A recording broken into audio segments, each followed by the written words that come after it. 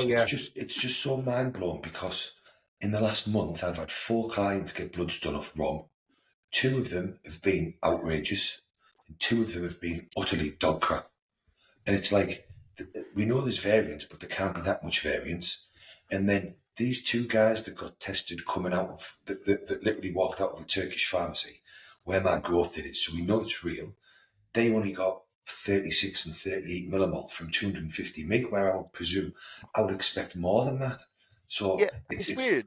I got a guy who, so he had a hair transplant. Then he was prescribed finasteride, and obviously he had impotence issues. But obviously he had his blood work done prior to it, which fair play to him, they made him do, which is great. And his test was in his ass. I think it was like 7.5 or whatever. And I got him on 125 of med tech every 5th day, and that's come back at 31.5 or 31.6. Yeah, which sounds about right, isn't it? Because it's like that's TRT pretty much. Yeah. But do you reckon, Bob, that is a TRT, but that's quite a high return. Do you reckon he's potentially, because of, and he's an older dude, he don't go to the gym, he's not like in any lifestyle like us, it was just to negate the DHT problems for the finasteride effectively. And don't get me wrong, he feels like he's on top of the fucking world at the moment. But I was just wondering, because it's ran so low for so long, does he get like a better uptake in it, you know? I don't know. Do you know what day did he get the blood done in comparison to the injection? I didn't even check that, Hilly. Didn't even check. Bro, yeah. You need to, I was watching a video, one of the good doctors I watched, I forgot his name. And he was out saying, listen, mate, over time, the longer your body is exposed to androgens, the less that effective it becomes over time. Yes. That's why people say, oh, don't feel as good anymore. Yeah, you won't, because you've been on it for fucking 6 months and it becomes normal. So you might be that guy, bro. You just never felt that before. Yeah, but the thing is, though, we talk about what day you get tested and that, but surely it wouldn't matter because it's after about 4 weeks you get to that peak level of serum concentration. levels, yeah. But it should be saturated at that point anyway, so you shouldn't get those dips anyway. Surely, but you'll always get peaks and troughs. From what I've gathered, though, and from what I've seen, if you take your blood the day after a jab, you get a skewed reading or like 2 days. Sure. And that's why I don't know whether we're always all getting skewed readings, because we all inject Monday, Wednesday, Friday, don't we, at a minimum, or Monday and Thursday. Yeah, or daily. Whereas these 2, this was the readings that totally fucking skewed me, is that these 2 guys, they were injecting, because I get everybody to do the same, no matter whether they inject once a week, twice a week, or 3 times a week. It's either Monday and Thursday, or Monday, Wednesday, Friday. And then I get everybody to do the bloods on a Monday morning. So they've always got the weekend with no injections as a minimum. And then I get a constant feedback, so I can try and work out the trends in everybody's bloods. And these guys both only got 36 or 38 from 250. Now, I would have, if anybody had asked me before this, and this is only fucking this last 6 weeks, I would have said to them, you should be expecting 50 or 60 off that. I'd fucking swore down for it. Yeah. But this is what, like I say, it comes straight from where my fucking growth came from. Do you know what I mean? Like proper. And I know people say, oh, you can get fake stuff there. If it was fake, there'd be nothing in it. Yeah. You know, like that. So I'm really, and it's driving me insane. Absolutely fucking insane. And I just want to say, guys, yeah, at the start of the episode, so people are watching, yeah. Rest in peace to Neil Curry, yeah. The different breed, guys, if you check out their website, I've been talking to the owner. Anything that you buy, if you buy his t-shirt, the donation will all go to charity for mental health for men, right? And if you use the code BMS, you will also get discount on any other item in the shop. Not the t-shirt, so not that t-shirt. Yeah, not that t-shirt, and that will all 100% go. So the 10% from that we would initially get, it's all going to go to charity. I already spoken to the boys. And then in the future, we're going to get a code so you get a discount year round on anything. I ordered mine on the day, just in case anyone has any issues as well. The app and PayPal is a little bit funky. So you know when you would normally click through and you check out by PayPal, you know when you do like the fast checkout, that seems to not work. So you have to do it properly. So key your information in, then click PayPal, and then it takes the payment through. I tried about 4 times and managed to get it through in the end. I just thought that I'd say at the beginning of the episode, because the guys that run Different Breed, really nice people, yeah, family people, and they're doing this out of their own pocket. They're not making a penny. They're losing money, but it's all for a good cause, yeah? Yeah, well, Jay, obviously, he messaged me and he goes, "Oh, can you put it on the podcast?" I said, "Mate, anything we can do to help."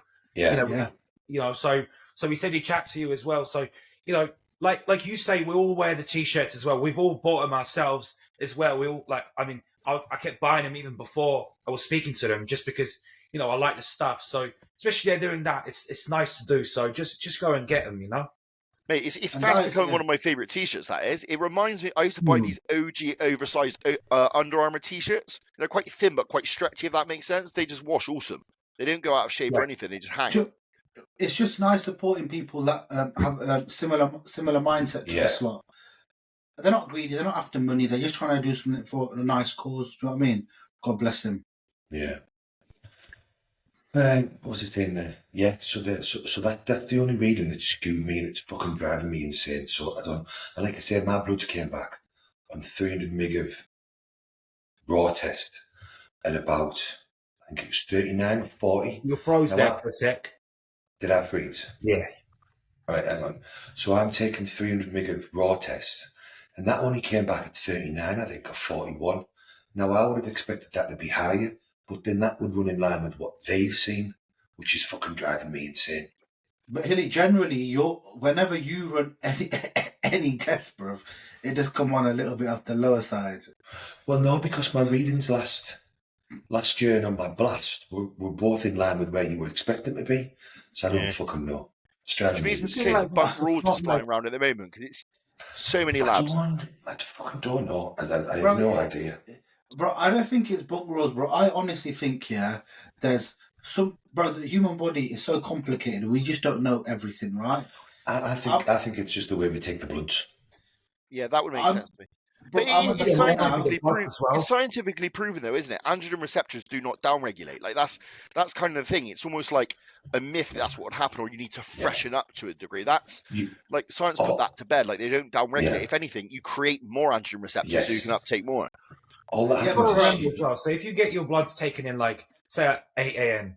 and then you go and post that off, because like with Medichecks, you take your sample, you post it off and all that. That's got to travel up there. That's like a lot can happen in that time between the blood's taken and it gets to them and gets tested.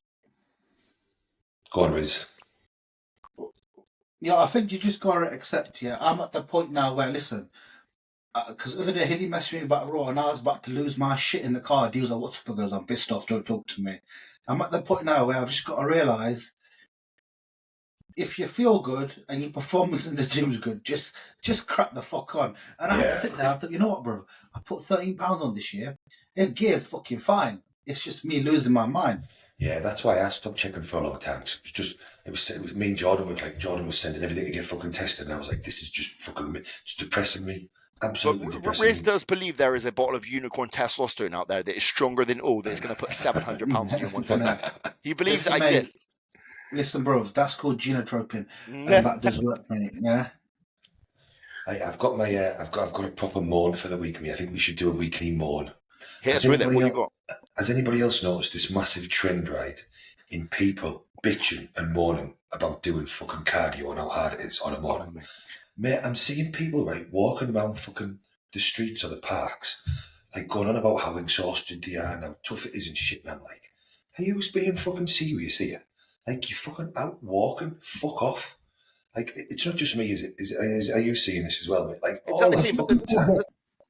I think people get bored. So find yourself something to do. Like for me, right, I'll get up and I'll try and not check my phone first thing, so then I can get myself ready, get myself sorted, go out for steps. And at that point, I'm checking my Instagram, I'm checking my check-ins, I'm checking all of that stuff. And by the time you've done all that, it's half an hour gone. Yeah. Bro, I wake up in the morning, I take my T4, and I do a few things around the house, cook me oats.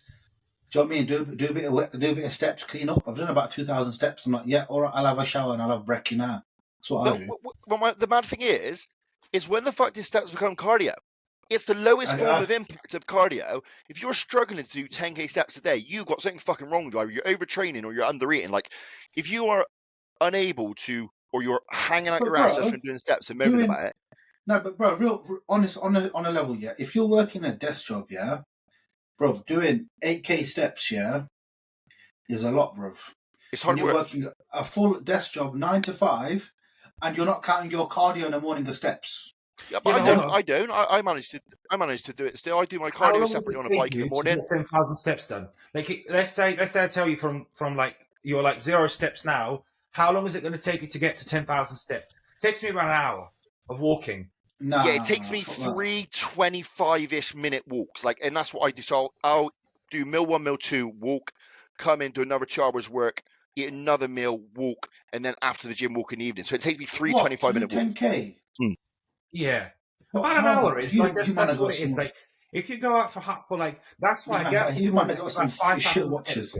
Yeah, but you got little legs, Riz. Like you only do like 4 minutes. So you get a million steps. I should be able to get more steps than if I got small legs. I get you. It's the other way around. So it takes me, if I do 40 minutes on the treadmill, 45 minutes, I hit about 5,000 steps. So I would need about an hour and a half to get 5 to like walking outside is not the same as walking on a treadmill. Like, for some reason, the Apple Watch or whatever doesn't pick up the same way. Don't pick up steps. Yeah, I know. It's weird. It's odd. Yeah. Maybe because you're... If you want to increase your output, have a baby. Push that fucking pan around. I'll tell you now, you don't have to start sweating a little bit more, that's for sure. Yeah, wait till she gets a bit older. I must do 99 million steps every day chasing Arlene around. Good God, mate, yeah. Because she just doesn't sit still. She just wants to be chased all day. So she pinches my stuff as she runs with stuff. Her little legs are that fast. She keeps running into everything and bouncing off because she can't stop herself. I think a lot of the steps is bullshit, yeah. Because, bro, I spent last week, yeah, the whole fucking day moving the whole house around by myself, yeah.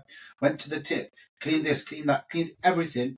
My watch said 3,000 steps, and I was like, "You're taking a fucking piss." I've been on my feet for about 5 hours. Do you know what I mean? It's not even just the steps, it's just people in general moaning about how hard a prep is or going on as if, like, they're exhausted and that. And I'm like, on most other sports, their training and what they have to do on a day-to-day basis, like, is fucking mind-blowing. Mate, look at those American football players. Like, they are fucking athletes, mate. Like, what they do in a day is bonkers. Yeah. And UFC fighters. Yeah. And I saw on Instagram the other day, there's some bloke in America trying to swim fucking 350 miles in a month or something stupid. And then I go on Instagram and I see people moaning about doing 45 minutes walking around the fucking park or walking on the street. I'm like, get a grip, man. Easy way to get steps in is split them up. Split them up, that's the easiest way to get in. So, like, just say, for example, you got to run to the shop. If you got, like, a corner shop, don't go to fucking Asda's and drive there. Go to the fucking corner shop, get, like, stuff there, you know what I mean? Or the post office. Like, I always try and walk to the post office. It's like 10-minute walk. That gets you, like, a couple thousand steps in. Do that. What I do is, I go to town every day to the post office, yeah, to run the website deliveries. And then I park my car in a disabled spot, and then I walk to the post office, and I walk around the whole entire little town centre, go to B&M, get some biscuits, get some ice cream, and then I come home. When I need to drive my steps up, if it's at the end of prep or like June, I walk between my sets. So I'll get up and just mooch about the gym.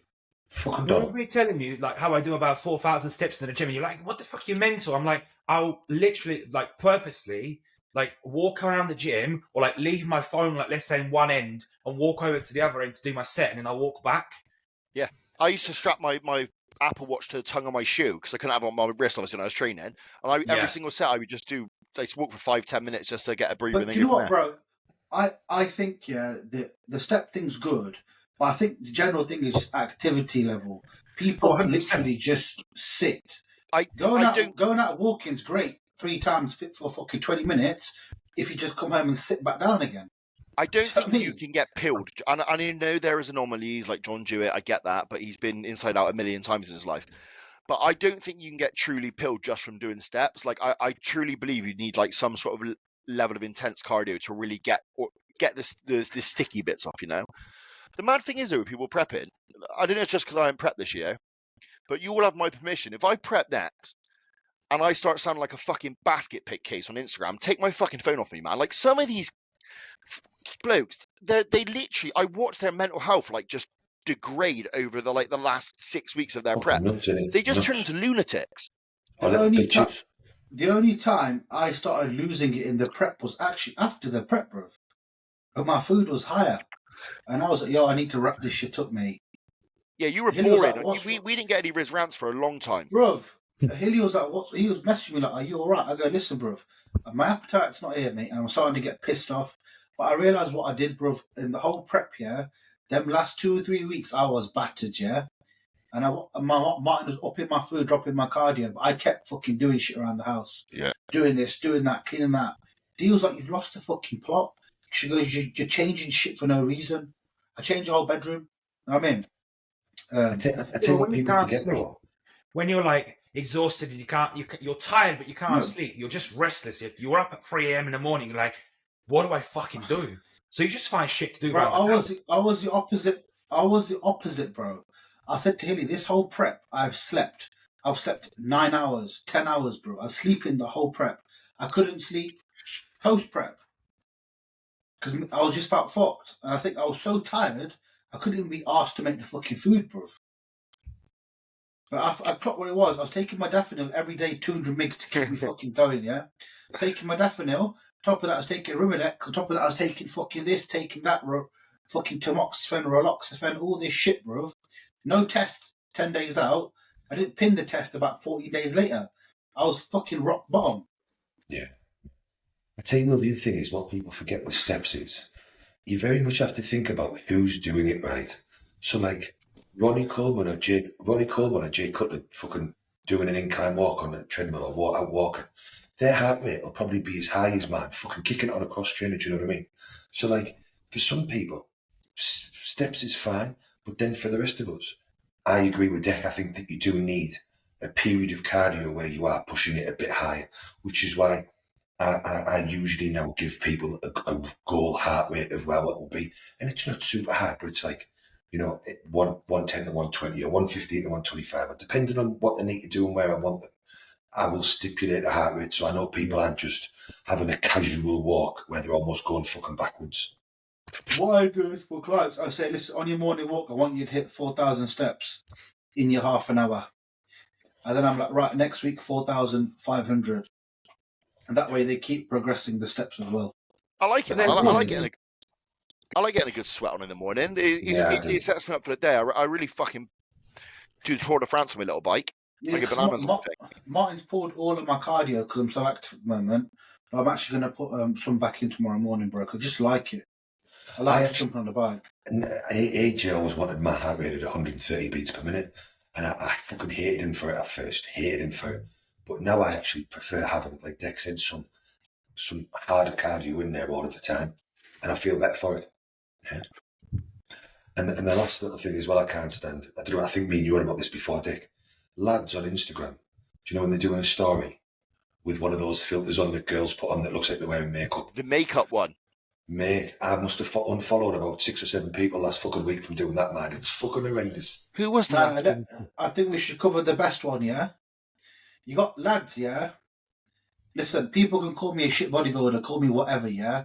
But I don't go do novice, then do open, then do first timers, and a fucking wishy-washy. Do one fucking class and stick to it, bro.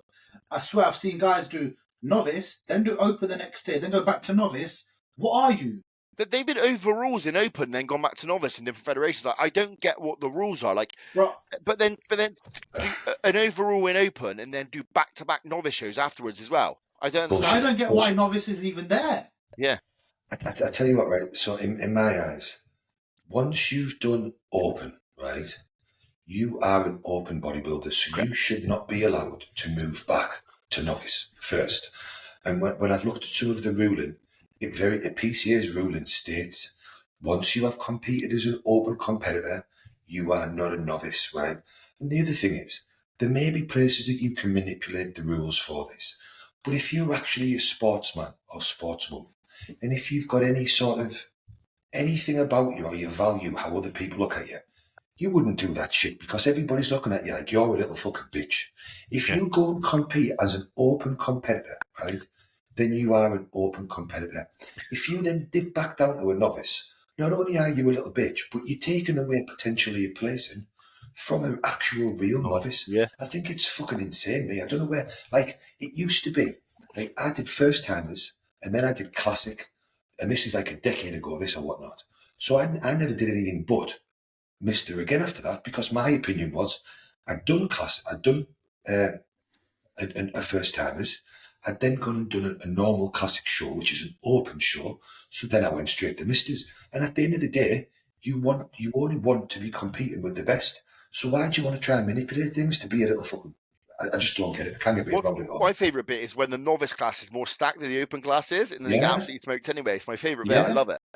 But I just think, how can you compete? It's quite good. Where if you enter a beginner's class or like novice class or first timers, you're then not allowed to enter open overall, right? So then that incentivizes you to then go in the open classes. Whereas the PCA like allows everyone in. And like, I think novice is like sweet, it's fine, but just do it once. It's like the first timers. Do first timers. That's what I mean. And once you've done novice, that's it. Regardless of winning or not. Like I've got a client. Like, so he's a really good bodybuilder. I reckon he could probably do well in open. But he won a class in novice last year, and he's doing novice again this year. And it's like, I don't know. Surely you move away from that and you go and do. Of course, yeah. But in my opinion, and just from my own experience here, when I was younger, I did the juniors with Hilly. The year after I think I didn't do the finals. Hilly goes, right, you're going to do classic normal. You know what my coach said? A lot of people think it's their coaches who are seeing the gaps, and they're making them do it to get an extra win for the bio. That's what it is, bro. Yeah. There's nothing else. You're not going to bollocks to lose. And what I don't like about Two Bros is, technically, I could go and be a beginner at Two Bros according to their rules. You'd be a first timer. It's fucking insane. Yeah. And people actually do that shit. Yeah. Or they stay novice for like 20 shows. And What's that little blonde twat called? Taps Physique or whatever his name is. This kid's done about 846 first timer shows and 700 novice shows and just posted Mr. Olympia. Is he the men's physique guy? Yeah. Mate, that kid did beginners of first timers against Seb when Seb was a real first timer. And he was like, whoa, you've done no shows? I've done about 9, mate. And Seb said to me, how was he doing first timers if he's done 9 shows? And I went, no fuck. And he still didn't fucking win. So it's like, well, he's really playing that. Bro, do you know what it is? When you win a class like that, can you truly come off and be like, yeah, man? Bro, I'd be so ashamed of myself. And then they post that on Instagram, and I'm like, fucking hell, so everybody else knows that you're a wet ass as well. And it's when they don't mention as well, if they do win it as novice, it like breaks me. Yeah, trying to hide it. Big up Jack Eagles, yeah? What a boy. Yeah. What a fucking gangster, bruv. Absolute smoke city as well, man. He looked fucking bananas up there next to that dude. And the kiddies he beat were good. Like, that was a good class. He just fucking was absolutely nails from the back. Yeah. What happened to Connor again? Like, so I was looking at the stories and I'm like, oh, he won. And it turns out he didn't. So that's why I messaged you. No. Did Connor win? And you're like, no, we got third. I was like, what's that? He won his class, right? No, he was third in his class apparently. No, he came third. But apparently it was closer than his other categories. But like that AJ Kelly, I really like watching his shit. He fucking loves bodybuilding, man. He gets so excited, and he was ranting and raving about Connor. Like he even said it in the earlier part of the show that he would be in the overall, be up for him for the pro card type thing. Yeah, bro, it's. Go on, sorry. So firstly, I'm just going to touch on the Jack Eagles thing. How impressive he is. I fully agree. I didn't say it while you were talking there. I have never seen someone of that age with so much fucking ungodly potential. It's off it. And then with Connor, I saw Tom make a post saying he got third, but it was actually, I think, I'm sure the post said it was fair judging. Yeah. So it must have been all right for Tom to say so, I guess. Which meant it must have been a good class because Connor looks fucking nuts. Oh, so the other guys must have been fucking good. On that note, yeah, do you know what it is? Nathan Diasha got robbed here clean, yeah? But bodybuilding is becoming a little bit of a joke, yeah? But what they should have done is, the reason why Regan won was because he could go to the Olympia, yeah? The rule should be right. If you already qualified for the Olympia and you want to do more pro shows, cool. But obviously what we're going to do is, the person who comes after you, if you win again, they'll get the Olympia invite. And that's what they should do that way. Then you're going to get like 70 fucking guys in the open class like last year. No, and you get lost. But you won't though. But you will though, because if you think like, there's like, I think above 15, you just like, who was 15th last year? I can't fucking tell you. You know, or but what I'm trying to say is, if Diasha won the first show, he's going to go to the Olympia, right? Yeah. He won the second show. He's now going to go to the Olympia again, but it's the same invite. What they do is they say, well, if you win 2, you get one for the next year. I think the problem is with that is, them up. If that was Lewis Breed as an example, who was second, he wouldn't have gone that way. I just think Regan has a lot of clout. He has huge following. He has he's a superstar, isn't he? He has a massive following, loads of fans, and I think that's potentially why they led that way. But to me, I can't see any point how he beat Nathan. Yes, he's structurally bigger. He's not more muscular. He wasn't in better condition. He certainly didn't pose better, and he faded hard towards the end. He looked great when he first walked out in the finals, but he faded hard. He beats Nathan from the rear, in my opinion, when it comes to overall. I don't know. Overall muscularity, I would say. I'm a big fan of Nathan, right? But that's the only shot I could argue it. I think he beats him from the lower, from the back, but I don't think he beats him from the back. Like, this was a good Nathan. Like, he was a lot bigger and fuller this time around. Like, especially from the back, I thought he was very round. You can tell by his glute. His glute was like. What's funny? It was a perfect score for Nathan, right? That's what I heard. That it was a perfect score. Yeah, it was. So how does that then work? Like, you turn up and then... I know, it doesn't make any sense. Well, especially when Nathan was better again, he bettered his perfect score. Look, he was better. The thing is, Nathan has been robbed before, a few years ago, by Regan as well. So, and I think it was the same show as well. Yeah, when he won like 2 shows and smoked everyone, and then the last one he came like 3rd, wasn't it? It was Regan. Was it 4th? Yeah, it was a 4th show. All of a sudden, Regan, Raphael, and everybody beat him. It just doesn't make any sense. No, he came 4th in that show, bro. Oh, was it?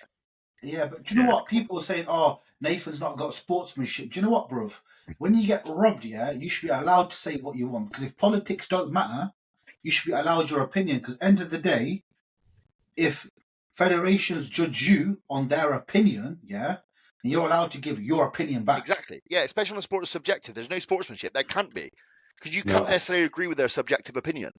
I think a lot of the reason people were saying that is because obviously they're both teammates and they're both sponsored by the same company. Oh, yeah, they are. So I think what people were saying is it's not ideal to be doing that when someone who's on your team, you're then fucking booting off. Like, I agree, boot off afterwards, but maybe not on stage next to Regan. The best bit was the other athletes' reactions. Did you watch the video? They were all looking at each other like, what the fuck is going on? Like, every single one of them were baffled by it. How did that guy come 5th? I forgot his name, man. Roman. How the fuck did he come 5th? The guy was makes no sense. Do any of you follow a guy called Sam Woodruff? He's Dean White's mate.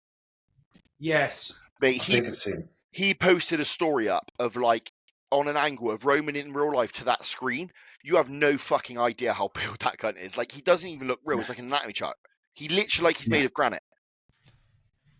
He trains 2 times a day, you know that. High volume. Yeah. I don't think it does him any favours, though, especially in the sense of you're trying to fill an empty bucket up, and that's always been his problem, aren't you? Like, he's 270 pounds. Yeah, man. I think he's reduced his training a bit now somewhat, and I know he's eating more because he's literally worked with like every top coach out there, and every top coach afterwards has said it's impossible because he won't do any less. We can't help him get bigger because he does too much. Yeah. So how good is Rob Taylor looking on that note? Yeah, he looks massive. Yeah, way better now. I can find that post. Did you see that post he put up of Regan Grimes with the black balaclava on as a robbery? Howling. But he just posted a comparison picture, I think, didn't he, of like before his 2-on-2, and he looks like a little school kid compared to how he looks now. I know. Just shows how much damage it was doing with his physique trying to pull down. Yeah, the best he ever looked was that show, wasn't it, when he was against Rowley? Like, he looked bananas at that show, and that was big bursting full. I don't know why he ever went to suck down to 2-1-2. But I think Jamie DeRigo and him have got I think the thing is, what they do clearly works. Don't change it. Yeah. Don't change it. It works. But I think it's easy to sort of, from Rob's side of things, have that thought pattern of, well, I'll stand more of a chance of a win in a 2-1-2. And he did get that win, do you know what I mean? Yeah. But I watched it, and I only say this because I watched a story that he put on the yesterday, and he was like, I don't want to try and get a better result now. I just want my physique to look how it should and then it plays where it plays. And that's really what bodybuilding should be. And it goes back to what we were saying about people jumping from open to novice and shit. Everybody's chasing a plastic fucking trophy when really it should be about you just showing the best version of you. And where you come is where you come, do you know what I mean? Yeah. It's like, I wasn't happy about the PCA result, yeah? But you know what? I watched a video of Josh Maley and he goes, sometimes you're going to go to shows and you're going to be fucking sliced and you know it, yeah? You're not going to get the result because that's bodybuilding. He goes, I come fourth many times. And he goes, one time I just rocked up and I won the fucking card. Yeah? That's not even my goal. My goal is just to win a fucking show, bro. Yeah. But it just, I think on that note as well, yeah, I keep seeing guys saying, oh, the pro card's coming next year. I had a client say to me, oh, we're going to get the pro card next year. I went, bro, fuck your pro card. What you on about? Do you know what level you're talking about to get a pro card? To get a pro card and be competitive in the pro ranks, yeah? Those people who say that have never been around a pro in real life. They've never seen that physique. And until you're up close training with one, in a gym with one, you understand how far away that line is. Like, yeah, you may look good in a photo on Instagram when you're stood on your own, but when you're around someone who is it pro caliber, it is different. You see genetics. You see what, like when we saw Rob Taylor in Dubai that time. I've never fucking seen legs like it, mate. Like he is literally like a horse. Yeah. It certainly puts it into perspective when you see those sort of people, for sure. Even Jack Eagles, when we watched in your show, like you just see the potential. Like it's different to what a lot of other people look like, you know. Watching the physiques come alive when they pose compared to other people's is just fucking nuts. Hey, here's a conundrum for you. Do you reckon if you were in Two Bros to pay for a show, register, and not do it, you would qualify as a regional? Do your regional part. What do you mean? So you need to do a regional to do a pro qualifier, basically any of the abroad shows. So there's one show on the 30th of September left, which is Callum's.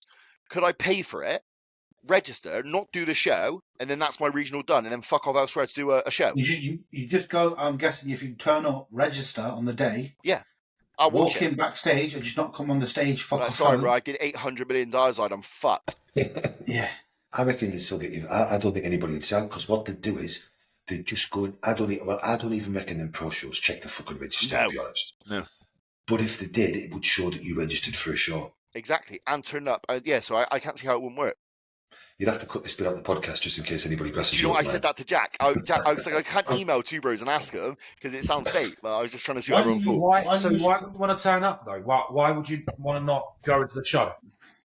Oh, I could do, but it's just fucking. It's pointless. A pointless effort, isn't it? Standing on stage fat still when I still need a bit of time to get a bit off. Yeah, because are you prepping then, Dick? No, I'm flying to South Africa I'm flying to South Africa in November anyway for work, and there is a amateur pro qualifier and pro over 2 days on the 1st and 2nd December, which I'll be ready miles for if I can hit the gas now. With PCA, you can be from fucking Bangladesh and you fucking put your name in there and you can enter. Like, you know what I mean? Like I'm just saying, you can turn up, yeah. You could, and then you could just enter it, can't you? No one's going to ask you. Yeah, exactly. They don't ask you anything, and then you just turn up on the day and you just fucking compete. No one asks you. And shit. These ain't affiliated with Two Bros. This is legitimate NPC as well. Like this ain't like this is like they're called Champion Productions. They're the guy that do like the Monsterism show and that. You know the massive productions. Yeah. I would still ask though. I would just go and fucking register and go down there and then not turn up for the fucking show. Yeah. Yeah, fucking. Riz, tan me up and I'll just walk in a tracksuit. Like, what's up? Bro. Do you want the smoke? Tell me what show. We'll do it. Yeah, we'll do it. Should we do one on the 30th for fun? Yeah, you can't make weight, bro. I wouldn't do a classic, mate. What I fuck? The thing is, you'll probably still get just go on as you are now. You'll still get a top 3 finish because there's never more than 3 people in the full class anyway. Yeah, Novice, mate. No, bro, on a level deck, yeah, your condition is better than most of these wet wipes anyway. Who step on stage? I wonder what I could do in 12 days. That's what I was thinking today.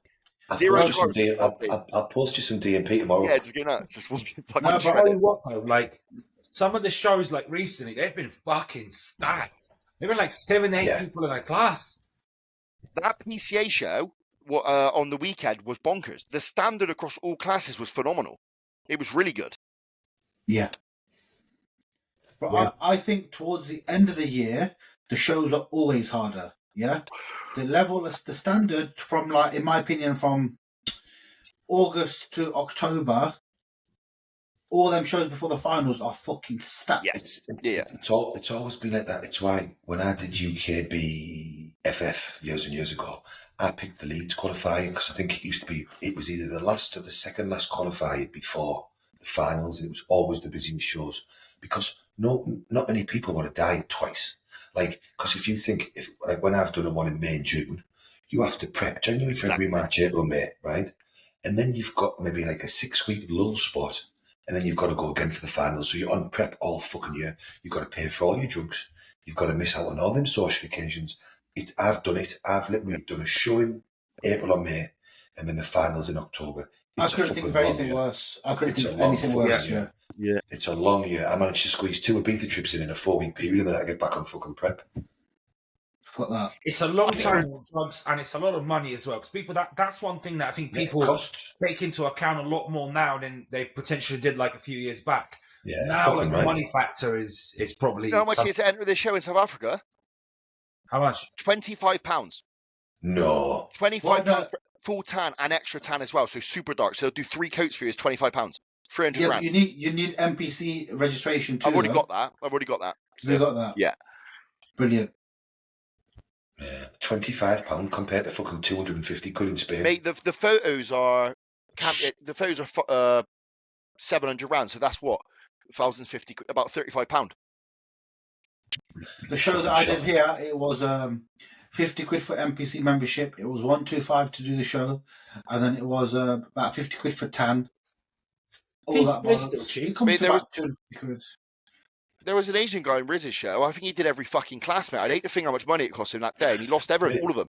I've said this before. I watched some guy at a show right down in fucking London. He did classic beginners or first timers, classic intermediate, classic open, classic over 35s, and classic over 5. I was like, mate, if you're that desperate for a fucking medal, just a trophy, go and buy yourself something, kid. Yeah. Like, he must have spent £1,000 entering all them classes in one day, and I took the all-inclusive holiday somewhere. Fucking nuts. Yeah. This is what I was saying, like, to D. I could go and do the British finals, yeah, and hammer myself to the ground more, yeah, make myself feel more fucked. And I goes, to do what? To what? Be on drugs for 4 more weeks? Feel even shitter after that third peak, yeah? Or what for? Fucking 20p fucking medal? Are you smoking crack? I'm going to go on holiday, bro. Fuck that. And the worst trophy you've ever seen. It was basically looked like a spot of Sky vodka. I didn't even get that, mate. I got a fucking medal, bro. First place. You don't even get a trophy no more. That's the one good thing about NABA. NABA trophies are still good. Yeah. Sick. Yeah, big ones. There's a few of them, the IBFA and the NEC as well. They do the big fucking knee-high trophy still as well. One of them does a big helmet. Did you know that? Yeah, that's the gladiator one, isn't it? Big helmet actually goes on your head. Yeah. We got any questions? We got a load of questions. Boys get questions. Let's rattle through some questions, Chuds. Let's rattle through some questions. Come on, I'm hungry for my pasta. Well, you've been getting bougie with your pasta meals, mate, aren't you? Bro, D's been on job, mate. D's been on job. But I've been making all my food taste nice because my appetite's come back, bro. Yeah. Big time. Makes it better. That's good, though. That's what you want. That's what I want, especially if it's this soon. It's actually been a blessing because it's been delayed 2 weeks, so I'm not as fat as I normally get. Still got a 6-pack. Weird as fuck. Pathetic. Right. Do steroids show on piss tests basically? No. As far as I'm aware. It depends. So I got a client who works for not the council. He does like oil rig work. And they specifically do test for specific, like certain anabolics. But the common ones, Deca's on there, clenbuterol's on there. So it depends on who they use. Obviously, a lot of companies use third-party companies. They have like a tick box. So they'll be like cocaine, THC, all this sort of stuff. So some of them will, some of them won't. I think there's the standard one that like the train companies use and the prisons use and main offshore companies use. And that doesn't. But then like Dex says, they can specify and test you for almost anything. That's why I always say to people when they ask me, like, I can't tell you, and I'm not going to tell you, because the chances are they will not test for it. And I mean, I've been doing this an awful long time, and I have any amount of mates and clients that work offshore, that work here, that work there. I do not know anybody that's ever shown up as steroids ever on a urine test. Yeah. Something to consider is, though, things like clenbuterol specifically can end up having ephedrine or other shit in, as we know, and that shit will show. Any sort of amphetamine will show on a drug test, so you've got to be careful there. In general, though, clenbuterol and thyroid medications, they won't show as long as they are actually what you were getting, because obviously you risk with UGL stuff is that they don't have everything they should say in it, or if they've been using a tablet press for ephedrine, for example, or whatever, and then they've been using the same tablet press for something else, there is a risk of cross-contamination. So, there is those chances. But you've got as much cross-contamination there as you do on a weekend from shit. But yeah, like, likely you're not, because it's like is it like an 8-panel test or something, like, where they test you for like the most common, like, A-class drugs. And then from that point, like, anything specific that you want tested for has to be for that specific. So, like, they can't test you for, like, EQ or, like, something. It's got to be a test for EQ. Yeah. And they have to pay for it as well. So, and it's very expensive for these additional testing. So most companies aren't fucking bothered at all. Absolutely not. Judge, your shoulders look 704 foot wide from here, mate. What you fucking take off. You got a coat hanger under there. Straps look like they're crawling up the back of his neck. I know. Should be your right arm. He's froze. Has he froze? Were you talking to me? No. Yeah. Why? You're like a pterodactyl, mate. Your fucking wingspan like 700 foot wide from here.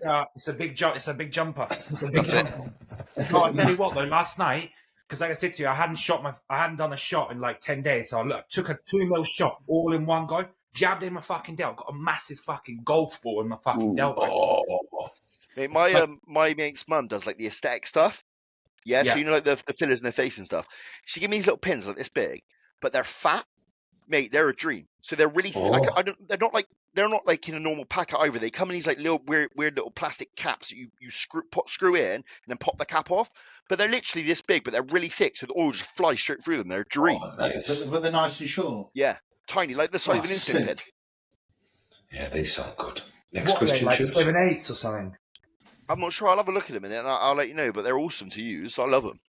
Sound quite small, like your calves. Yeah, half cock. Oh, you said calves. Okay. Yeah. How you approach at peak? What's your go-to method with food, fluid, drugs? That's just such a generic question. You can't really answer that because it's all person to person dependent.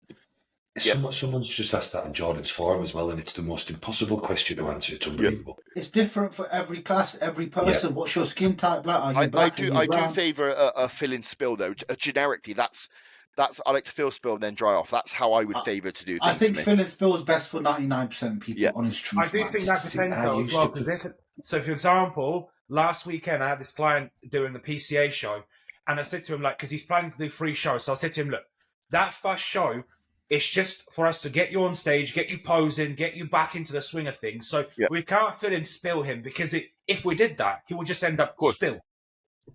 Yeah. So it just depends. Are you in shape? Like how in shape are you? You know. Yeah. I've been managing to get it right lately as well, where I'm just timing it right so they don't have to spill, and then I'm just topping them up on a morning. But it's very person dependent. Very person. I think fill and spill is brilliant, because as long as you are in tune enough and you are grown up enough to wake up at, let's say you go sleep at 10, you assess the look and you're spilled, you wake up at 2 and you're like, I'm looking a little bit too good here. You eat a little bit more and go back to bed, and you're on Direct doing the job. But I think most people can't judge what's filled and what's not. I think it's the safest method because you can always give yourself enough time to dry out, and then if need be, you can top up. Yeah. So if I've got someone that I haven't had a chance to run trials with, or it's the first time, or if their body seems to respond a bit different, I will always go for that option first. Always.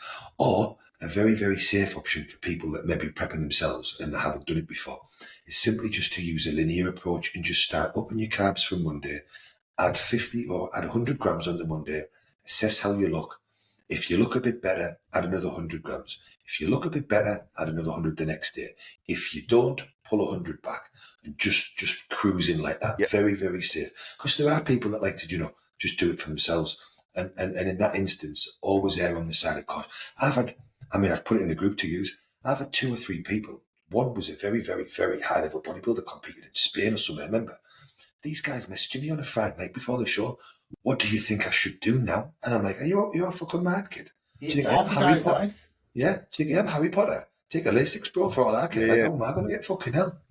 I'd love to try that one day. Err on the side of caution that if, like Hilly said, using that example of people prepping themselves, is just don't fuck around with water. It's a real science and it's very difficult to get right. So don't start pulling fluid out, fucking around with sodium. Like Hilly said, if you're going to go down that route, just do a linear load with some carbohydrates, keep fluid and salt exactly the same, and just try and get your look right before you get on stage. I think as well, Deck, a lot. This is the honest truth, and it's going to hurt a lot of people. Yeah, a lot of people can't peak for a show because they're not lean enough anyway. Mate, it's killing me at the moment. The amount of coaches I see, I can rattle off at least 15 of them. It's every time, and do you know the worst thing is? It's always with the younger clients as well, who have given it their all, but they're just not in shape, and then they're doing these mad 2-3 day carb loads. It's like, what's the fucking point? Just use those 3 days just to drill them in a little bit more, and just give them a burger and chips before they go on the night before. That's all you can do at that point. Yeah. Just running the show as you are. So like I said to you, my client this weekend, I said to him, because he's like, are we not going to peak? Because he's one of those guys like super over analytical about like little things, but little things that's going to fucking poke your eye out. He's like oblivious to it. Like I saw him like last weekend. I said, why are your fucking ankles fatter than mine? I'm like, you're fucking 1 week out. Oh, I'm like, is that fucking growth? Fucking pull it out. And so we pulled out all of his growth, right? His ankles settled back down. And he goes, are we not going to peak? I'm like, mate, what fucking peak? You're 4 weeks out? You can't. I'm like, you can't fucking peak, right? So I said, we're going to wake up as you fucking are, and we're going to walk in like that. And he goes, I was flat. I was like, no, you're not fucking flat. You're just fucking still fat. I said, oh, well, we could have used direct. I'm like, if we use a direct, you would have been flat and look fucking worse. Yeah, flat and fat. I explained to him, he goes, well, how come is it that when I put carbs in, I lose weight? I'm like, is it because I'm burning them? I was like, mate, I said, no, it's because you put fucking carbs in, carbohydrate needs fucking water. Yeah, it needs fucking water. So it's taking all the water in, so you're pissing all the fucking water. So once you like up your water the next day or up your water that same day, you will put weight on. It's fucking. You'll just turn into a fucking water balloon. Man, I had a client check in on the check-in says gone, and it was mental. It was like clear as day and just oblivious. Didn't even like make acknowledgement of it. I even messaged him saying, "Are these weights wrong?" So we just did like a photo shoot for him. Looked great, yeah. Nothing crazy, a linear load into it, no directs or anything. You look fucking fantastic. He's lost the best part of 150 pounds. Like he's lost a load of weight and he looked fantastic. Nice. Checks in, and I go, "Are these weights right?" He's like, "Yeah." And I was like, "What? You're 12 pounds up?" He's like, "Yeah." And I said, "What have you fucking eaten this week, mate?" He goes, "I had one cheat meal, as you said, on Thursday." I said, "Mate," and I sent him the 2 photos comparing them. I said, "Why is your face 8 times the size as it was last week and you're fucking a luminous red? Why are you fucking lying to me? You have not had one cheat meal and put on 12 fucking pounds." And then you just get all the fucking excuses left. They really think that we're stupid, like we don't see these things. Like I know exactly what's going on by your look, the weight, all that sort of stuff. You can't know what it is, bro? I actually really respect the clients here. Do you know who do the big fuck ups? Yeah. And they just like I showed you the other day. My client messaged me saying I've done a big fuck up here, But I respect that. You know why? Because he's got the bollocks, He's eating everything. But he said, Riz, I made the mistake, bruv. I feel really bad. I don't know what you're going to think. I actually think, you know what, bruv? I'm going to carry on coaching you because you're not a liar. Yeah. It takes a man to just say, listen, bro, I had a bit off, man. Who cares? Like, what is really important, that people don't actually, like, understand that. They don't grasp that if you eat a cheat meal, higher in carbohydrate, higher in salt, your metabolism didn't just skyrocket all of a sudden. No, it's just drawn all the fucking water from all the sodium and all the fucking carbs that you've eaten, and that's pulled your weight down. The second day after the cheat meal, that's when your weight's going to spike back up because you rehydrate. Yeah. And it's as simple as that. Or even after one more Or that top up meal in the morning, you just see they just bang straight away, just turn to water balloon. Like it's always that way. And it's really difficult when you spend the time and effort to explain these things to people and they still don't absorb it.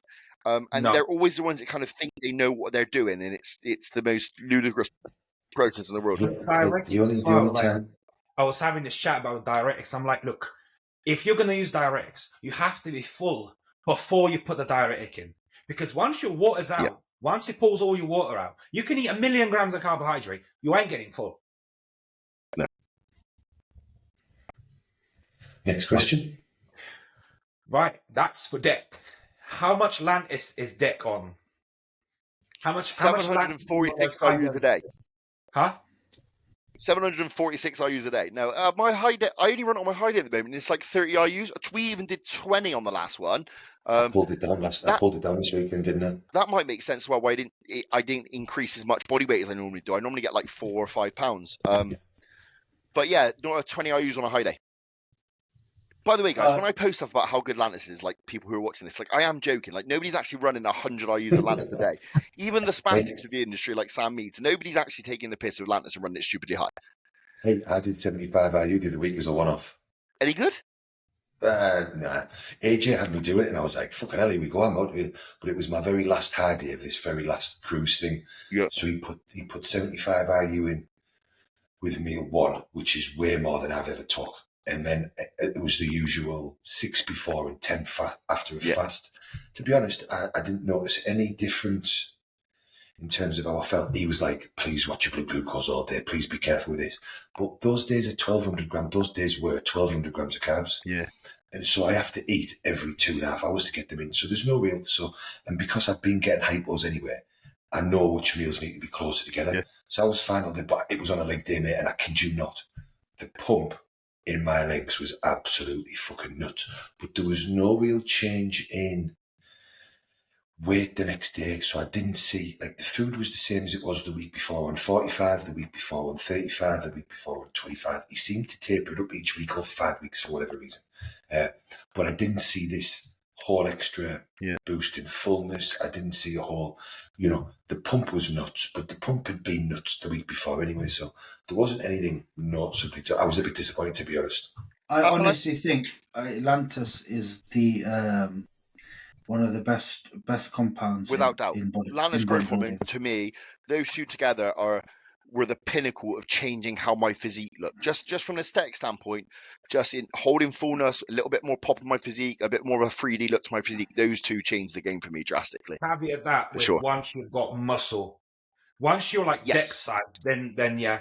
If you're someone that's like kind of like a year or two into gear, don't bother, Yeah, and I agree. But like, also people need to remember, like, I'm getting to a point now where I'm pretty lean and expenditures quite high. And if anyone's ran Lantis in kind of this phase, you'll understand it doesn't make you feel nice. Like, it's not a nice feeling. You feel a bit wavy the whole day. Like, your body's pulling, food's not extremely high, it's quite low, and it just starts to fuck up your gym sessions drastically. So it's just food's not sticking either, bro. No. Next question. How to use N-clomiphene long term? I don't know. I'm not sure. This is a bodybuilding podcast, mate. Next question. Well, the first question is, to answer that question with a question, why do you need to use it long term and what for? Clomid makes you feel like shit, bro. Have fun getting anxiety in that, bro. Yeah, I don't know why you would want to use long term. What's he trying to do with it? I think I tell you what I think it is. I think Clomid. Right, yeah, so where is probably getting it from? Yeah, so I think what he's saying is, some people use that as a TRT. Almost instead of TRT. I was just going to say that. Yeah, but girls did TRT. There's been some studies done where they've used it over a longer period of time, and it has been shown to be reasonably effective. But nothing as effective as TRT, because obviously you are only dictated by what your body is still going to give you from that drug. You're not actually putting the testosterone in yourself. So I think the one study that I looked at, it only brought people at best to mid-range, and there was quite a significant variance between how many people sat in that bottom end of the range, do you know what I mean? Where if you put everybody on 150, 175 mega test, you know everybody who's going to sit close to the top range. You might have some outliers, but you know you're putting yourself at the top. Whereas I think, if I remember rightly, I think with Clomid, it had everybody floating around mid-range, but it was a real wide spread of the variance. It wasn't like 75, 90% of people are at the top and you've got one or two here or there. And In also, my opinion, you speak to 10 bodybuilders that have ran it, 8 of them will say they feel like absolute dog shit on Clomid. Nobody likes running it. I can't see why 100%. anybody would want it. I can't see why anybody would want to feel it. I'd much rather split 15 mega D-bol over like 3 times a day than run fucking Clomid. Yeah. Bro, what's happened to this person is obviously going to a TRT clinic, yeah? They must have run out of tests and he's trying to sell them the Clomid. Fucking idiot. Fucking fuck that shit, bro. Fuck that off. Next one. So that was quite a long one, actually. Would love to hear coach-client talk between you guys. For example, you Hilly or Hilly Deck, and what you're currently doing, diet, subs, thoughts to learn from coach-client perspective. So I don't know how we could even go about answering this question. We mentioned this last time, and I think this is where Hilly kind of said like we should do a bit of an introduction of kind of where we are at and what we are doing at the moment. Yeah. But I suppose we could map it out. I suppose we're all in different phases at the moment, but obviously me and Hilly are in a weird phase at the moment, just having some fun with dieting and just like really just fucking around and manipulating the look and trying to make sure we can pull body fat off and keep fullness and performance really high. And it's just been a very different approach to either all guns blazing ready for a prep or all the food ready for an off season. But it's been enjoyable. But it's actually it's a fantastic thing to do if someone is willing to do it. I think it also worked out great that obviously because Deck was due to have honey, and that was going to have this impact on life, it was just an ideal situation of like, right, well, we've finished a push, we've come down, we've done another push, so let's just get lean but have fun. And then if you have, with Hook, because I've got Aralina, I was like, we'll reduce your training first to see how Daisies and Honey is. So there's no stress, let's just see how it rolled.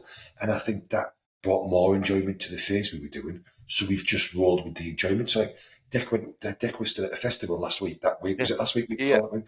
So he's not on prep and he's not being miserable and missing out on stuff because he wants to spend time with his daughter. So it was a real good opportunity for us to be like, right, well, we're not going to be 100%, and you don't want to be 260, 270, forcing food, tired, miserable while you've got your daughter there. You want to be alert, you want to be on point so you can enjoy the experience. And, so it made sense to be lighter. So we thought, right, well, why not just take what's going on in the world in Deck's life? And this is what I am big on doing with all clients, is being like, how can we maximise your current situation to make sure your physique is making progress, you're having fun, and we are learning? And it's actually worked out to be fucking fantastic for Deck in this current situation. I think that's the best way, where your life, it should be bodybuilding rolls around your life, not the other way around. That's when it becomes toxic. Do you know what I mean? And we didn't plan to blast. It was more like even Hilly obviously just had a baby, so it's very much like, let's put the feelers out. Like, the kid was born in that sort of stuff. Let's see how you get on. Let's see if you can adapt. It was within a week or two. I was like, Hilly, I can still tick every box. Like, I'm good here. I was still on cruise. We had a lengthy cruise. I think it was like 12, 14 weeks in the end. Yeah. And then halfway through, we're like, look, let's just pop some drugs back in. Let's see what happens, because I was already pulling body fat off at a rapid rate, but keeping performance in check. And I'm telling you now, I'm confident I'm fucking growing at this phase. Like, I'm taking PBs in the weirdest times. Like I said, I came back from the weekend with Riz, felt like absolute dog shit. I was hanging out my ass, but for some reason took an all-time PB on legs, and it's working. It's also given me the ability to, and this is what it's helping me improve my own head in the sense of, I'm a prick when it comes to prep. I will do more and do more and do more and suffer and suffer and suffer to the point it's a detriment to my training, which then becomes a detriment to my look. At the moment, I'm almost training my brain to be like, look, there is another 4 reps here. What are you going to get from them? You're not trying to be growing muscle at the moment. Just stop here, go on to the next exercise. The pump's good. Let's keep it there and let's see what the look looks like. So hopefully, when I prep again next, I won't be a spastic. I won't put myself on the ground, and I can communicate better with Hilly, which is my biggest downfall. It's never Hilly's downfall. My ability to communicate back of how I'm feeling. I'm like, I can do more. He'll text me, how you feeling? Fine. Are you suffering? I'm fine. I could do more. Fine. I can pull more food. I'm fine. And I think it's just helped me improve this process so that when we get to the stage, the general look will be better. But it's like I said to you, you want to be as least stress-free as possible in a prep, yeah? Because when you master that, bro, it's all easy. It's all fun. And the other thing, because we work so well together and because we both like to learn and we're both having fun and we don't have an actual show. So like the other week, performance had been fine and then it took a bit of a standstill and we noticed certain flatness. So I was like, do you know what it is? Let's just bump for your test up to see if we get a better look, see if it infects. So we put another 300 mega test in, I think it was. Yeah. Which is a good jump. And what I thought would happen did. Performance jumped back up. We got fuller, we got better, we got leaner, but we didn't hold any more water. So and then Deck was like, this is mint. I'm more pumped after you're better. Yeah, I look for good. I don't think this is the best I've ever looked. So now we know that as Deck gets leaner in a prep, we can up his fucking test. Whereas we would never take that risk really in a prep. You know, if we knew 7 weeks down the line he was getting on stage, it'd be like 4. Do we do a risky move that? Yeah, do we? Whereas now we're banking information. So we are, and this is what I mean by it. It's very rare that you get to do this because I'm quite lucky. I get to do this a lot because a lot of clients hire me for long-term coaching. Yeah. They don't come to me and be like, hey, I've got a show in 12 weeks, let's go. And I don't push clients to do shows. I have this phrase at the moment where I'm very much about the next time you get on stage, it wants to be a what the fuck factor. And I'm getting a lot of clients that are like, Hilly, I've just competed. I want you to make the changes that I'm seeing you making with other people. And that's fantastic for me because it lets us both have fun. Right, let's try this, let's try that. What have you done before? How can I improve it? You tell me how you feel about this. And it's just like Deck.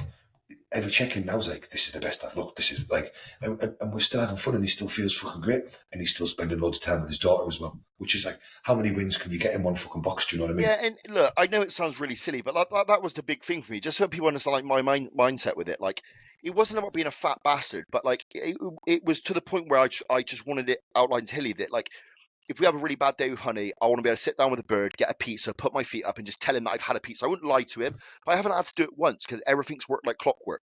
My food's not very low, definitely nowhere near as low as it ever has been. We've just pulled it down a little bit, but I'm still on I think I'm still around 400 gram of carb a day. Cardio in at 40 minutes, steps to 10k. So it's all just working.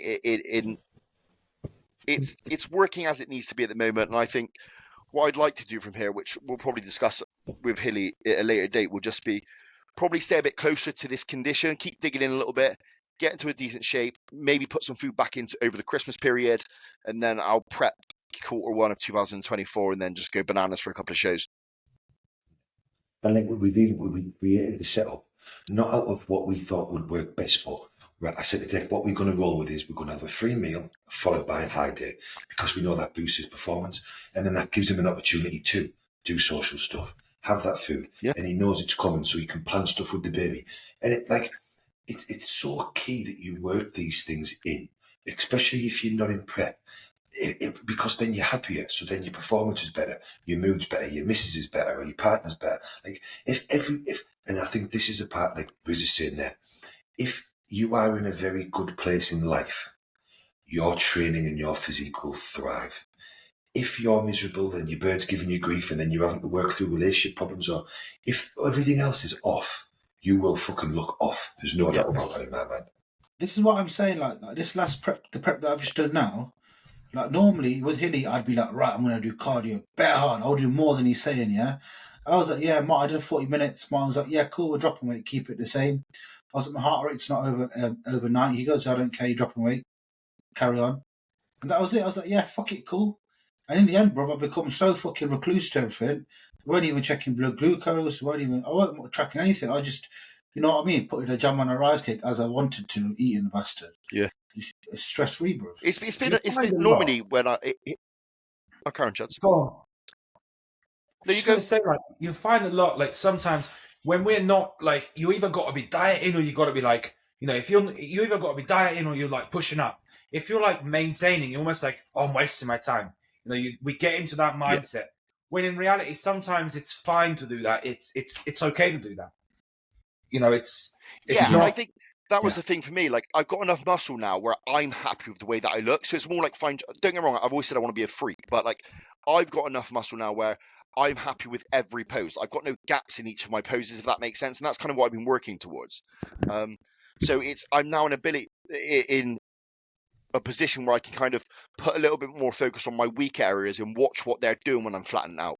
Watch what they're doing with training volume. I've just put a new split in place now to bring my glutes up and things like that. So even it's probably the wrong time in terms of textbook bodybuilding to do it, but I'm able to put a new split in, which is lower volume, focus on some weaker areas to see how it affects us on dieting now. So when we come back out of it, I'll be focused on more at the posterior chain, because my chest and hamstrings now, they're never going to be the biggest part, but they're certainly more balanced in my shots now, so they don't need to be the focus, so I can just go for overall size again, you know? Do you know what's mad, lads? And when I went back to training, do you want to took the biggest hit? It's a big shock. Yeah, my legs are still decently strong. I still did like 5 plate on that machine squat. Yeah, pressing. My chest, you know, my pressing, bruv. Yeah, on my chest, not my shoulders, my chest. My chest is the most improved body part that I've picked. No one's picked that up. Hilly probably knows. My chest was wank, bruv. Yeah, this year I actually had some pecs. Yeah. But when I went back to the gym, bruv, I couldn't even do like 80 kilo on the bench. Yeah. And I was like, what the fuck? I find that though, with like a lot of the pressing where you need so much stabilizer muscles, like when you get lighter, that for me is the first thing to go. You lose Mm. that pretty quickly. I've PB'd on back today straight away. You know what I mean? What are you doing with drugs now? So me and Martin spoke. Martin goes, look, mate, you've been on cycle for a long time. I was going to use a bit of compounds, but not really happy to, because when you came to me, obviously I was with Nathan Harmon, I was on a blast. Yeah. Then I went on a 4-week cruise and I went to Martin, I want to compete. So we obviously had to go back on. So I've been on for a long time. And I'm just sick and tired of jabbing as well, bro. Cool. And my training's been so impacted. But yeah, I'm doing a 150 test, 2 IUGH, 7 IUGH, 15 IU Lantus, 25 mgs of Proviron. That's my whole cycle. Do you see anything from the Proviron?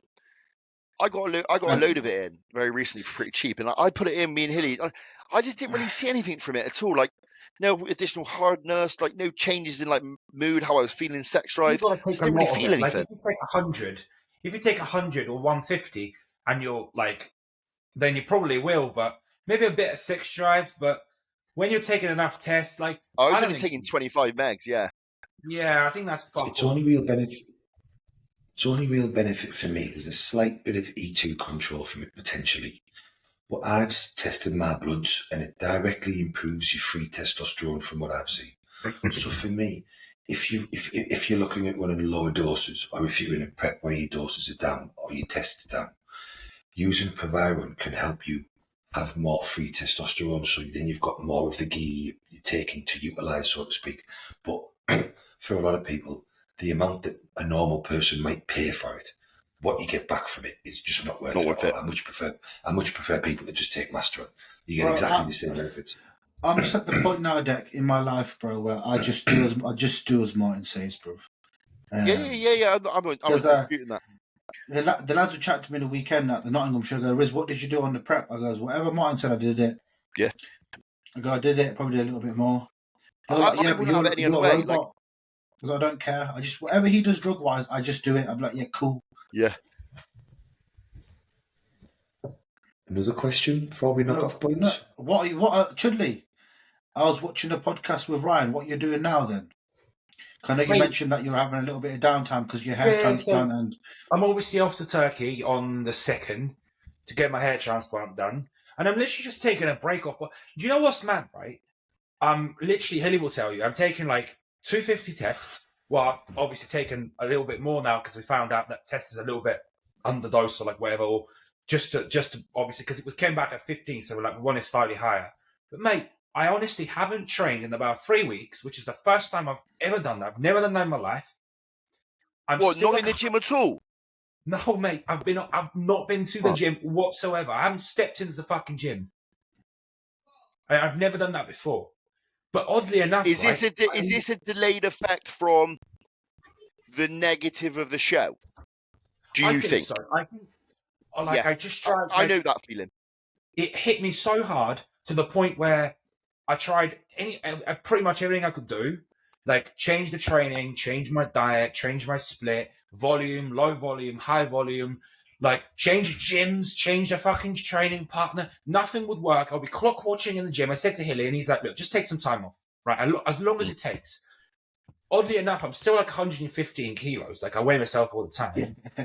Bigger than I've ever been. And I was saying to my missus, like, cause I said to her, you don't seem like you see me all the time, but like I look at myself, and I look the same. She's like, yeah, you look no different, which it's mad. Like, so you know, I said it should be. I was like, well, just pause coaching. I said, just take as much time as you feel, because making yourself go and kick through workouts or try and force just makes those situations work. It does it worse. It doesn't make it better. It really doesn't. Like there's only. Like I said to Julie, I said, I can change all sorts, but I said, if you really don't want to be in the gym at all, then just don't fucking go. Simple as that. And we tried. You just got it for yourself, didn't we? You build further resentment against it as well, mate. When the fun goes, the fun goes, let it go, mate. Just leave it for a little bit. You'll get the hunger back. Yeah. And I tell you what, like I've never had that in my life. Like since like I started training, I've never skipped it. Like even on fucking holidays and stuff, I'll still be training. But now I just don't feel the same way. So I just thought, you know what? I've got other shit to do. Focus on other shit, and just wait a little bit. Sure. I love your tattoo videos. I fucking love them. I love them. I like the stereotype tattoo videos. They're fucking great. Well, see, the thing with the tattoo stuff, that was off TikTok. So I just thought, you know what? I'm going to just plaster all the same shit onto an Instagram page, and that's blown up. So, I love it. I think it's great to watch. He's a relevant topic to discuss. How much do you think these weight classes are going to fuck people in men's physique? Big time. I haven't checked. Is it bad? I haven't actually looked at the image. It's fucking great. Legs are going to come off. I'm not sure. Riz, I'll smack your Alexa up, blood.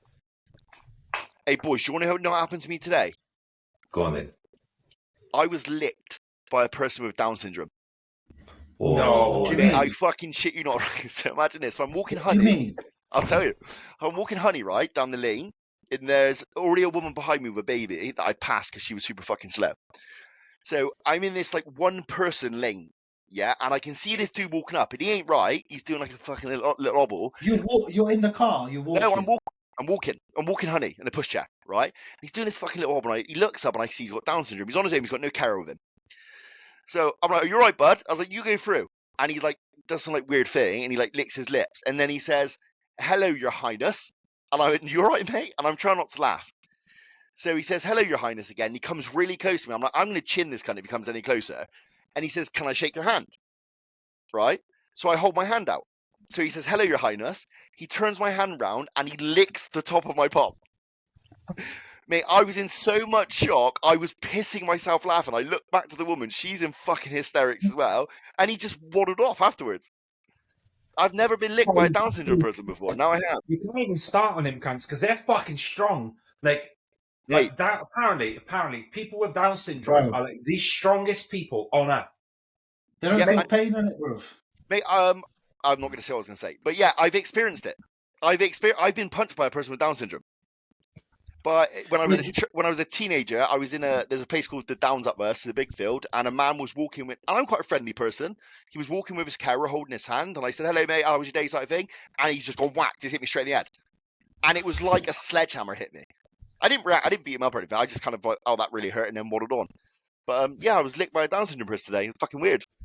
You didn't have that kids in school, brother. No, I just got a semi, which is pretty odd. What did he sound like? What did he sound like? He was like, come he's like, "Hello, Your Highness." But when he was walking up to me, he had his head down, so I couldn't see that he had like the lips and the eyes. So and then he pops up, and I was like, "Oh, he's got Down syndrome." I was trying to be really friendly, but it was the way he licked. And Daisy said, "What was his tongue like?" I was like, "It's really fucking wet. Like, he had a wet tongue, man." Wait, who the fuck let that cunt out on his own then? Like, surely to be fair, yeah, so there's a care home by me. Look, and I talk to all of them. They're mental, a lot of them.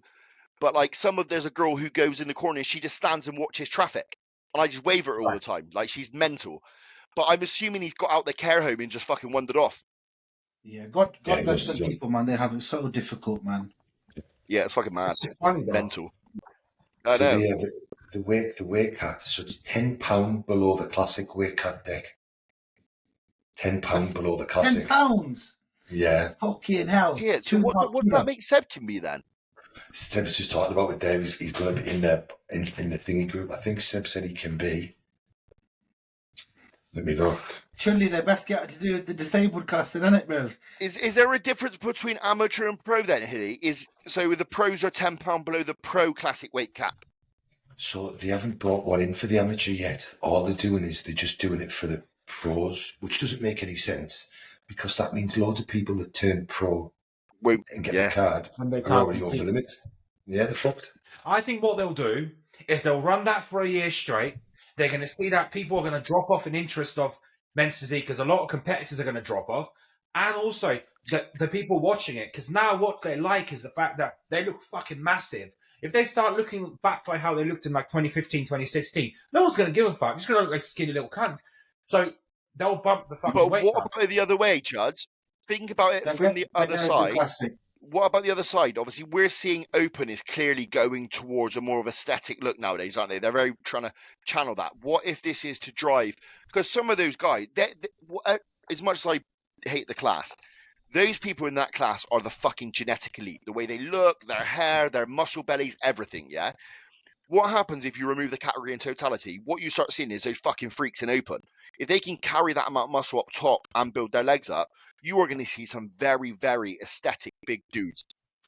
Do you think there's a lot of guys in the UK that are going to be so far over that limit, it's fucking nuts? Yeah. I think a lot of them are going to do classic, because they've increased the weight. They're just trying to get rid of the division then. No, I don't think they are. I just think they're probably, like you said, to a degree. Right, Red? You're going to start posing for us, mate.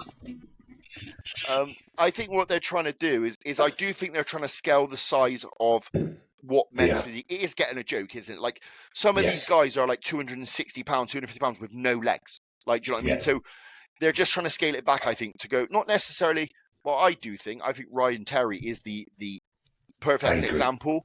But even that Hendrickson or whatever, the new tall guy that keeps on winning, they're not massively over-muscled dudes, are they?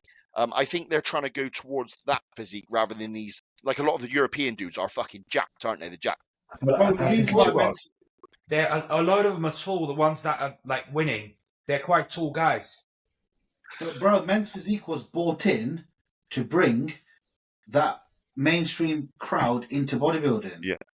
But that's not a mainstream. That's almost not an obtainable mainstream look anymore, is it? Some of those guys. No, it's not.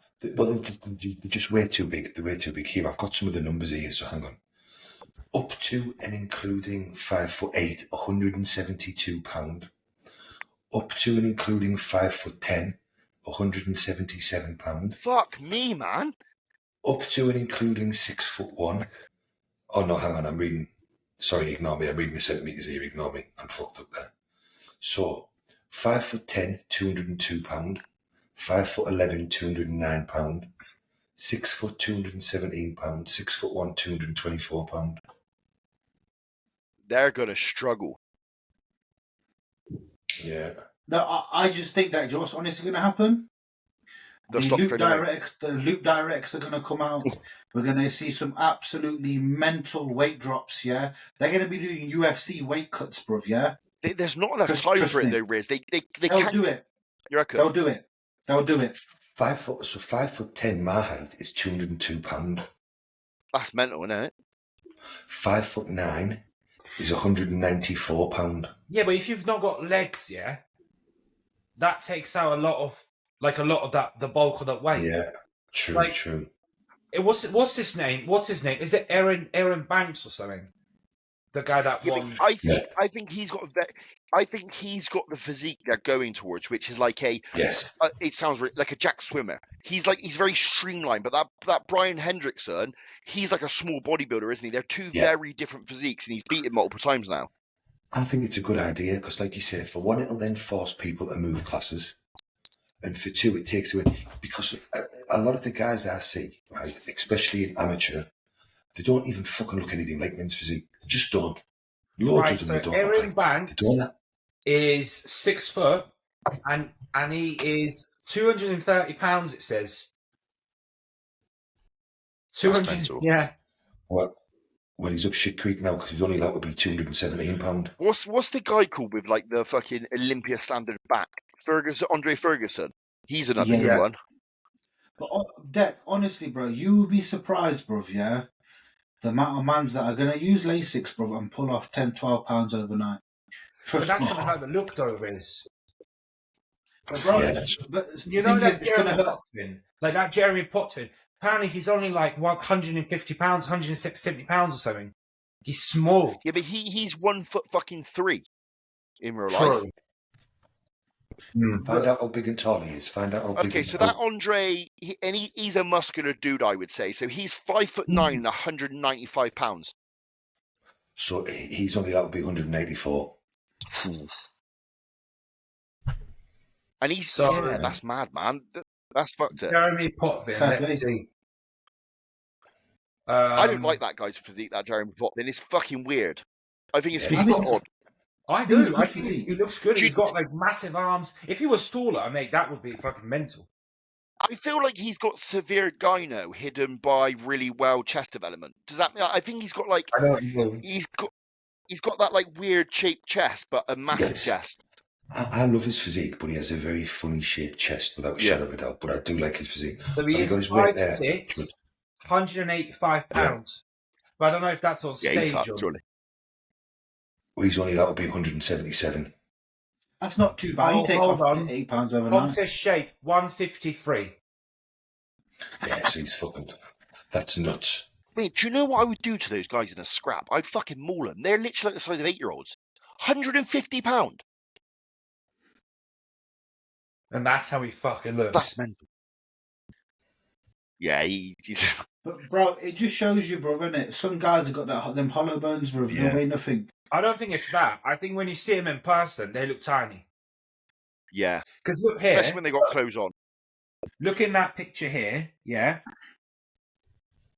That he don't look big, does he? Like no. Yeah, but bro, a lot of bodybuilders in person when they're prepped, like Dex said before, don't look that big, bro. When they're on stage, pop, pop, pop, pop, pop. I always know. You always know when someone's big when they're peeled and look big. Like Nathan D'Asha, like when we was at your show, Riz, like he still looked fucking jacked in a t-shirt. Like yeah, you know? Just massive bastard, bro. Yeah. No, that's true. One more question, boys. One more question. Yeah, one more question. It says, "Would you dump your current girlfriend if someone better came along?" Nah, man, I love my wife. Hilly already has. I had that. I'm joking. I don't have a bird to dump, so I'm alright. Have we got one more serious one to do? Are we done? Guys, if you want to, if there's any birds out there who are single over 30 with black or brown or red hair, please DM Hilly. Decent bolt-ons and a bunda. Can do it 2 days back to back on a sesh and squat. And it doesn't matter if you on a sesh. Yeah, it doesn't matter if you've got a child or whatever. Hilly don't mind that. So Hilly loves kids. Got enough space in the house. Yeah, enough space in the house. I'm fucking him. Got 9 million pounds worth of Bitcoin. So DM Hilly. Odds of crypto. Actually, DM me or Deck. We'll give you the number direct. Yeah, we will do the filtering. Yeah, filter. I'll be good at that. Yeah. Why are you leaving Hilly's on Tinder anyway. Why are you leaving me? Don't leave Chudley out. Yeah, we should get Chuds. I feel like Chuds has got some weird friends. Like he'll walk in on a leash and wearing like some fucking Bondex suit. Come on, in you go. I'd be too nervous for that shit. I think I'd have to have an 8-ball. Chudley, isn't your tattoo artist a female? No, he's a dude. Is it a dude? Oh, yeah. Chuds, I was watching your old videos, mate. That bloke blasts inking, doesn't he? He does not fuck around. Especially with a lot of He's a blackout. monster. Like with a lot of the blackout you can't. You just fucking hammer it in. That's why it's so fucking painful. Bro, Chuds is the weirdest bastard, mate. He's getting like his face tattooed and he's like smiling at the fucking camera like that, and the dude's just doing his fucking jewel eyes. I don't know how you do it, Chuds, bro, man. I'd be so scared. Oh mate, it's not fun. Like I'm in tomorrow. I'm in like literally every single week. But I reckon I'll be done by maybe like mid next year. Do you get discounted rates, Chuds, because you do so much business with him? Does he sort you out? Yeah. Obviously, he's a really good mate of ours. He tattoos me and my bird as well. So we both get tattooed by him. So obviously he does us like rates for that are like sort of like mates rates. But mate, it's still fucking expensive. Like, I mean, I was looking this up, right? It can cost up to $100,000 to get your full body tattoo, like a bodysuit. Yeah.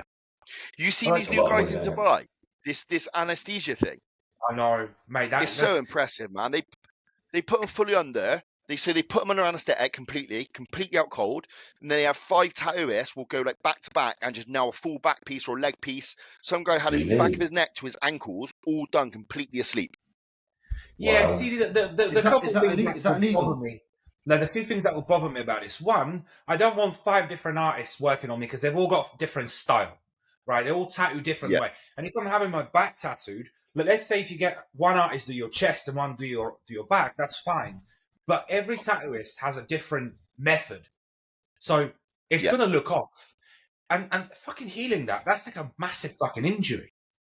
So yeah, I tell you what, I saw. One of my mates got tattooed by this real famous tattoo woman. She's from Manchester somewhere, and she did this tattoo expo, right?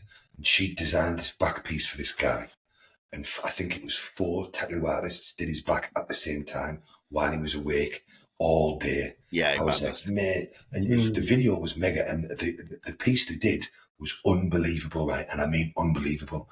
But the video of him just 4 people going like this on his back, I thought, you fucking I did it. I had this whole half sleeve in it done at a tattoo convention, so I had the outline and colour done in one day. So it was around 10 hours. I was fucked by the end of it. I was just drinking and taking all the drugs in the world, just getting absolutely off my tits the whole time. Chudley's like, you're just a pussy, bro. But the state of my hands afterwards, where all the swelling, I had like my hand, I couldn't close a knuckle, I couldn't hold a steering wheel or type. It was just a balloon of swelling. It was horrible. Bro, that's it did why win, though. It did win I sit every week, but I sit 2 hours a week. So it starts, and at that point, it doesn't impact your training. And even at that point, at that leg, that's been a fucking nightmare for training. I haven't been able to train legs properly in fucking God knows how long. Yeah. But even at that, like if you get like an 8-hour sit, forget it. You're not training legs for 2 weeks. Nah. Do you know when you pin yourself with a pin sometimes and it doesn't go in and it just hurts? Does it feel like that? No, it feels like just someone just dragging a needle in your skin multiple times. Like imagine you did like a chicken scratch on yourself with a really sharp needle. That's what it feels like. The back of my head was pretty bad though. Chud said it didn't hurt. It fucking did hurt. Yeah, when it got to my cranium, I was like, you bastard. I am surprised. Yeah, I tell you why I had my first laser hair removal session on my back last week. That hurt a little bit. So the last was like, there's different fucking levels of it. She said I can either do it slowly on the lower level and then it takes more sessions. I've paid for 7 sessions anyway, so it doesn't matter. She went, you still get the sessions. She went, I can crank it up and it gets it out better. I was like, well, just keep cranking it up. She got to about the 5th or 6th level, whatever it was, and that shit fucking hurt. Deck. Nah, that's why you muted. I'm on now. I'm on. Good. I was shouting. Oh. Nah, I'd rather just trim or shave or like do what Riz does and just. I'm with Hilly on this. Like, I fucking hate. It's my back. That's the bit that I hate. I don't mind shaving my front. I can do it myself. It's getting Daisy to shave my back. I hate doing. Yeah, but don't shave it. Hair removal, it, bro. I told you. It don't work on my skin. It don't work. I'm telling you. You still can't. You're not using the right one.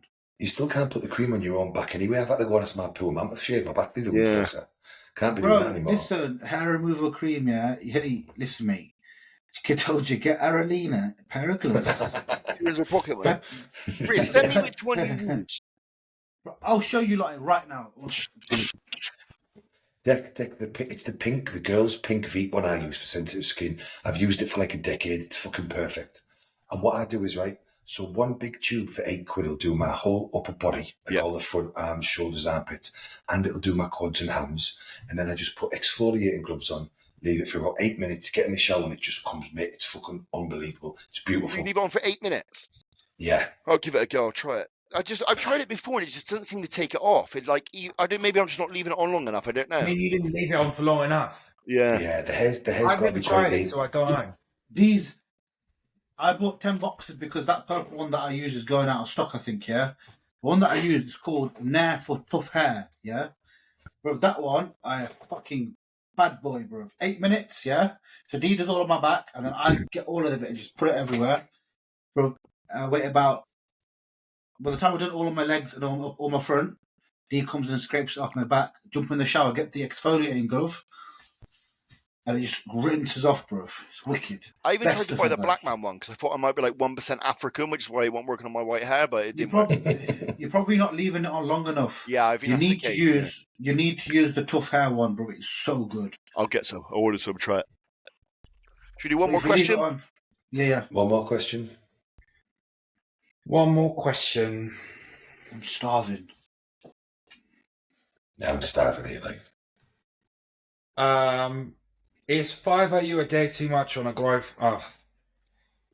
It's like questions like that. Like, that's an impossible question to ask. Like, when you ask, like, is 5 AU too much? Look, if you are just starting out, 2 AU is perfect, right?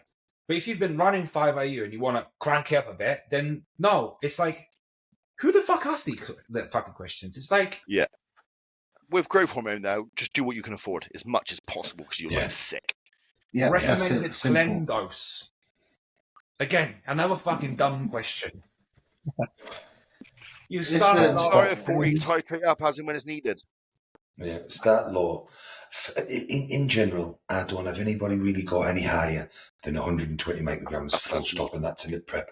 So for me, start at 25 or 40, milk that for as long as you need to, and then make steady increments, and you can just use it continuous. God, Hilly just up, my man. You forget how much it makes you piss. It is mental. As a mega diuretic effect. Yeah. Mega diuretic effect. Yeah. Yeah. I never felt that like... That's why I never pull Clen out completely. I just taper it down. Yeah. Clen and T4, I think, has a direct effect as well.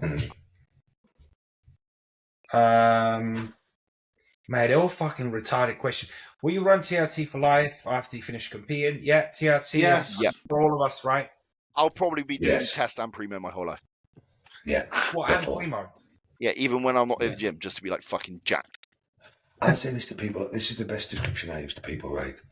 Is that if I can keep myself optimal and healthy for all my life, why on God's earth would I let myself become suboptimal? Yeah. Like, it's a fucking no-brainer, right? If I can keep myself at the very top end of range, if I can keep myself over the fucking range and all my health markers are in range, you can be damn sure I will. Like, why would I stay at 25 if I can be 45 and still... If my bloods show no difference between 15, 30 and 45, you can be damn sure I'm sitting at 45 till I'm fucking 65 or 70. Over the next few years, it will just be the norm. With like this talk of like masculinity and the pushback on toxic masculinity and stuff, and all these podcasts around being men and how we should act, things like that. Over the next year or two, it's just going to be the norm. Everybody will run it, even though they don't go to the gym, just to optimize their health and feel like men. It will just be the norm soon. I guarantee it. I have a real sort of niche or range of clients that have nothing to do with bodybuilding, that are all guys that are like 40 to 60, and they're like, Hilly, you've been doing this for my mate, I want you to do it for me. And they're all businessmen, successful, and they're like, I want to look good and feel good so I can perform well in business. Because if you've got low testosterone, you have brain fog, your sex drive is low, your motivation is low. You want to be, in this day and age, everybody wants to be running optimally. They want to feel good, they want to look good. And why on earth would I let my brain slow down, my motivation slow down, my strength slow down, my sex drive? Why would you let any of that decrease when you can have full control over it? It just fucking blows my mind. Not in a million fucking years. Yeah. Right, lads, are we calling it there? Because I am fucking hungry. Yeah, and me. D best have made my fucking pasta. Right, boys. Hold on. I love yous and leave you.